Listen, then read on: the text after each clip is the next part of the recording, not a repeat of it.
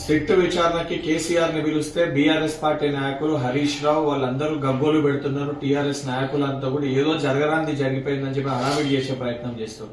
SIT విచారణకి ముఖ్యమంత్రి రేవంత్ రెడ్డి గారికి ఏం సంబంధం? సిట్ తన పని తాను చేసుకుంటూ ఈ ఫోన్ ట్యాపింగ్ వ్యవహారంలో లబ్ధి పొందిన వాళ్ళు, ఫోన్ ట్యాపింగ్ కి సంబంధం ఉన్న వారిని అందరినీ కూడా, లేదా ఫోన్ ట్యాపింగ్ చేయబడ్డ వారిని, చేసిన వారిని, లేదా ఆ విచారణకి సంబంధించిన మొత్తం వ్యవస్థని, అందులో అత్యధికంగా లబ్ధి పొందిన వాళ్ళని కూడా ఈ విచారణకి పిలవడం జరుగుతుంది. దాంట్లో భాగంగానే ఈ యొక్క విచారణ అంతిమానికి చేరిందని చెప్పి కేసీఆర్ ఏదైతే అత్యధిక ఈ ఫోన్ ట్యాపింగ్ ద్వారా లబ్ధి పొందారు కాబట్టి ఆయనని విచారణకి పిలవడం జరిగింది.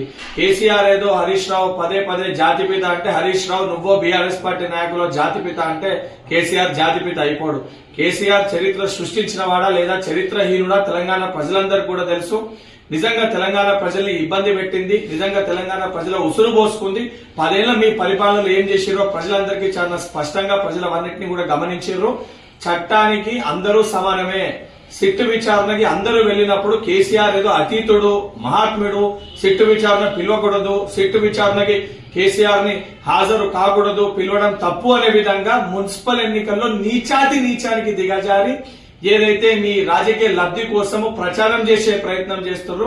మీ ఎన్ని మాటలు చెప్పినా, ఎన్ని పిచ్చి పిచ్చి చేష్టలు చేసినా సిట్ విచారణకి ఈ గగ్గోలు ఈ అన్ని కూడా పక్కన పెట్టి సిట్ విచారణకి సహకరించాల్సిన బాధ్యత మీ పైన ఉంది. ఇప్పటికన్నా డ్రామారావు, హరీష్ రావు ఇటువంటి చిల్లర్ పాలిటిక్స్ ని ఆపేసి సిట్ విచారణలో హాజరై మిమ్మల్ని మీరు ప్రూవ్ చేసుకోవాలి తప్ప ఈ డ్రామాలన్నీ ఆడితే కూడా తెలంగాణ ప్రజలు ఇవన్నింటినీ కూడా గమనిస్తున్నారు. తప్పనిసరిగా వీటన్నిటికీ జరిగే మున్సిపల్ ఎన్నికల్లో కూడా మీకు తగిన గుణపాఠం నేర్పిస్తారు.